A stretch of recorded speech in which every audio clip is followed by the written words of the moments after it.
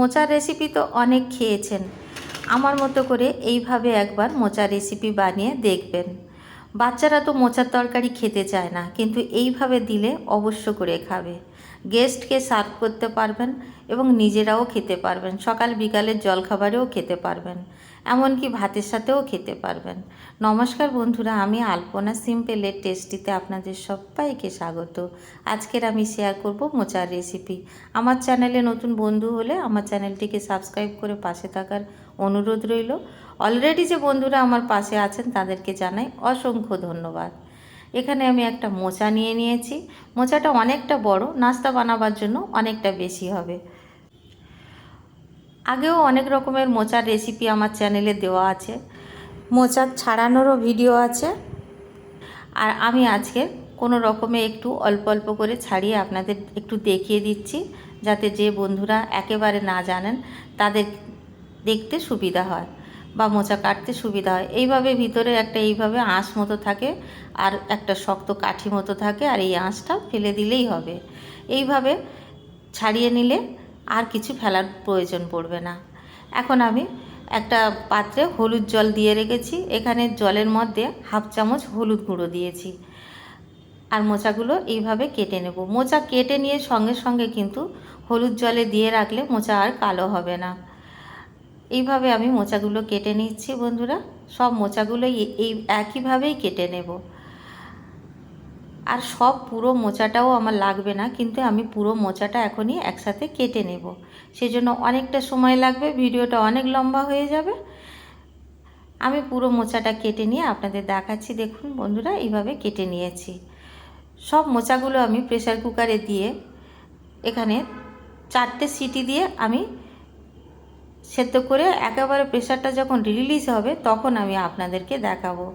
এখন আমি প্রেসার কুকারের মধ্যে সমস্ত মোচাগুলো দিয়ে দিলাম, কেটে রাখা মোচা, আর জল দিয়ে দিলাম। যতটা মোচা বেশ ডুবে যাবে অতটা মতো জল দিতে হবে। ঢাকনা বন্ধ করে আমি সেদ্ধ করে রেখে দেব। এখানে আমি মশলা রেডি করে নিচ্ছি। 3 ইঞ্চি মতো আদা দিয়েছি, আর এখানে 10-12 কোয়া রসুন আর 5টা কাঁচা লঙ্কা কেটে কেটে দিয়েছি। এখন থেতো করে নেব। এই রেসিপিতে এইভাবে থেতো করে দিলে কিন্তু বেশি টেস্ট পাবো, সেজন্য এইভাবে থেতো করে নিয়েছি। বেশি মিহি করে থেতো করার প্রয়োজন নেই, এইরকম থাকবে তাহলেই হবে। এদিকে প্রেসারটা নিজের থেকে রিলিজ হয়ে যাবার পরে আমি দেখে নেব যে সেদ্ধ হয়েছে কিনা। ভালো মতো সেদ্ধ হয়ে গেছে দেখুন। এখন আমি যতটা প্রয়োজন ততটা একটা ছাঁকনির মধ্যে দিয়ে ছেঁকে নেব, আর বাকিটা আমি রেখে দেব একটা নিরামিষ রেসিপি করে খাওয়ার জন্য। নিরামিষ মোচা রেসিপি আমার চ্যানেলে অলরেডি আপলোড করা আছে, সেই জন্য আমি আর আজকের ওই রেসিপিটা দেখাবো না। মোচার জলটা যতক্ষণ ঝরছে, এখানে আমি 100 গ্রাম ডাল ভিজিয়ে রেখেছিলাম 3 ঘন্টা আগে। মটর ডাল আছে। আর এখন আমি ডালটা ব্লেন্ড করে নেব।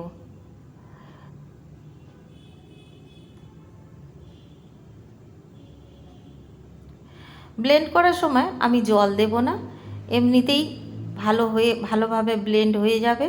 আর দেখুন জল ছাড়াই এইভাবে আমি ব্লেন্ড করে নিয়েছি। আর এইরকম দেখতে হবে।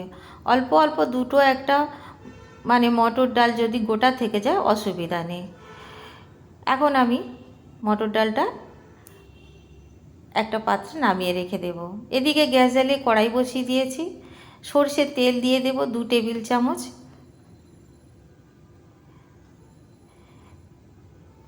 সরষের তেলটা দেবার পরে 2 চামচ আমি এখানে থেতো করে রাখা আদা রসুন আর কাঁচা লঙ্কা দিয়ে দিলাম।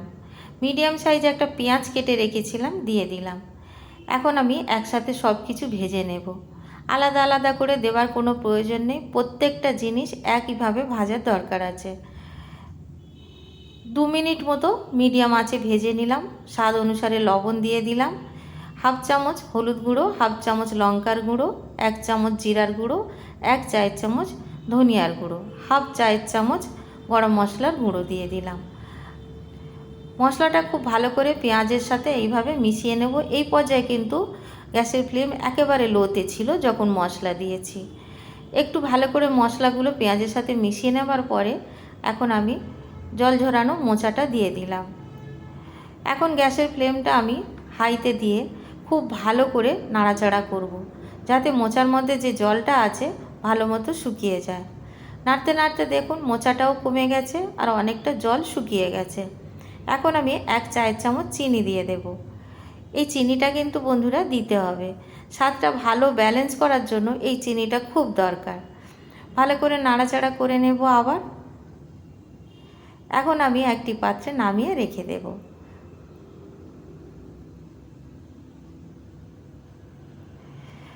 এখন অনেকটা গরম আছে, হাত দিয়ে তো কিছু করা যাবে না, সেজন্য আমি চামচ দিয়ে নাড়াচাড়া করে দেব।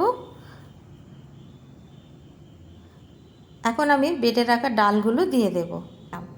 বেটে রাখা ডালটা দিয়ে দিলাম। এখন দিয়ে দেওয়ার পরে চামচ দিয়ে এইভাবে নাড়াচাড়া করে নেব। ভীষণই গরম আছে, আপনারা নিশ্চয়ই বুঝতে পারছেন অনেকটা গরম আছে। নাড়াচাড়া করতে করতে ডালটা মিশেও যাবে আর একটু ঠান্ডাও হয়ে যাবে। এইভাবে চামচ দিয়ে কিছুক্ষণ নেড়ে নেবার পরে আমি এখন হাত দিয়ে একটু মেখে নেব।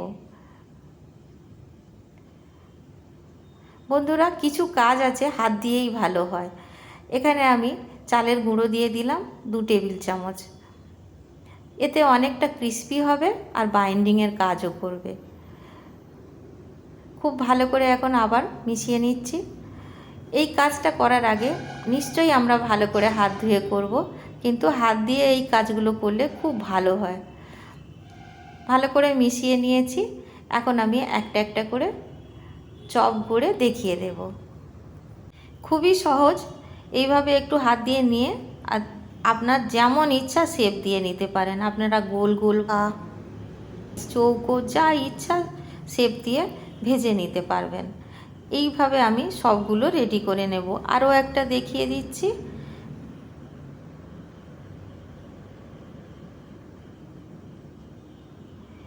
এইভাবে আমি কিছুটা একসাথে রেডি করে নেব। সবগুলো একসাথে রেডি করে নেওয়ার প্রয়োজন নেই, কিছুটা ভাজতে ভাজতে একটা ব্যাচ বাকিগুলো করে নেওয়া যাবে। আমি এখানে দেখুন 6টা বানিয়ে নিয়েছি আর আমি ভাজতে ভাজতে বাকিগুলো রেডি করে নেব। এখানে আমি গ্যাস জ্বালিয়ে কড়াই বসিয়ে দিয়েছি, রিফাইন্ড তেল দিয়ে দিলাম। আর তেল দেওয়ার পরে তেলটা খুব ভালো করে গরম করে নেব। যখন তেলটা খুব ভালো করে গরম হয়ে যাবে তখন গ্যাসের ফ্লেমটা মিডিয়ামে করে নিতে হবে। তারপরে একটা একটা করে চপ ভাজতে দেব।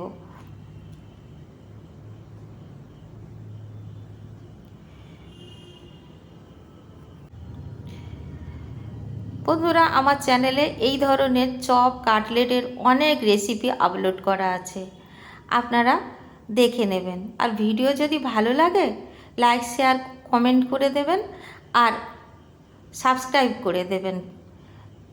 পাশে থাকা বেল আইকনটি প্রেস করে দেবেন, যাতে আমি যে কোনো ভিডিও আপলোড করব আপনাদের কাছে প্রথমে পৌঁছে যায়।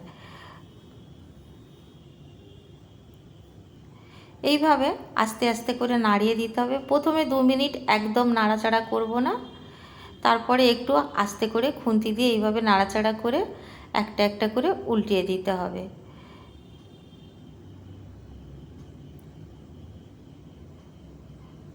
এইভাবে উল্টে পাল্টে একদম গোল্ডেন ব্রাউন করে ভেজে নেব। কালারটা কত সুন্দর হয়েছে দেখুন বন্ধুরা। আর মিডিয়াম আঁচে কিন্তু ভাজতে হবে, হাই ফ্লেমে ভাজলে সুন্দর ভাজা হবে না, বাইরেটা কালো হয়ে যাবে আর ভিতরটা ডালটা ভালোভাবে রান্না হবে না। এর মধ্যে কিন্তু কাঁচা ডাল দেয়া আছে, আমাদের সেই খেয়াল রাখতে হবে। আর ডালটা নইলে ভালো করে রান্না হবে না। এইভাবে আমি ভেজে নিলাম, দেখুন কত সুন্দর দেখতে হয়েছে আর দারুণ মুচমুচে হয় বাইরেটা। একইভাবে আমি সেকেন্ড ব্যাচটাও দিয়ে দেব।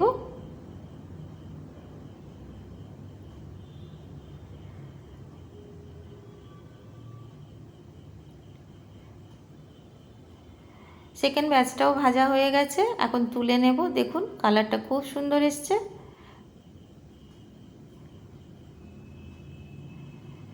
সেকেন্ড ব্যাচটাও তুলে নিলাম। কতটা সুস্বাদু খেতে হয় জানার জন্য বানাতে হবে। আর আপনারা একবারে না শিখতে পারলে যারা জানেন না তারা কিন্তু অনেকবার করে ভিডিও দেখে দেখে শিখে নিতে পারবেন। আর আমার যে বন্ধুরা জানেন তারা তো জানেনই। আমি একটা প্লেটের মধ্যে পরিবেশন করে দিয়েছি টমেটো সসের সাথে। আপনারা আপনাদের পছন্দ মতো সস নিয়ে খেয়ে নেবেন। বাড়িতে বানাবেন, কেমন লাগলো কমেন্ট করে জানাবেন। আমি এখানে ভেঙে দেখাচ্ছি, ভিতরটা এরকম দেখতে হয়েছে। রেসিপি যদি ভালো লাগে লাইক করবেন, শেয়ার করবেন, নতুন বন্ধু হলে সাবস্ক্রাইব করতে ভুলবেন না যেন। আজকের এই পর্যন্ত, দেখা হবে পরের ভিডিও নতুন কোনো রেসিপির সঙ্গে। সুস্থ থাকবেন, ধন্যবাদ, নমস্কার।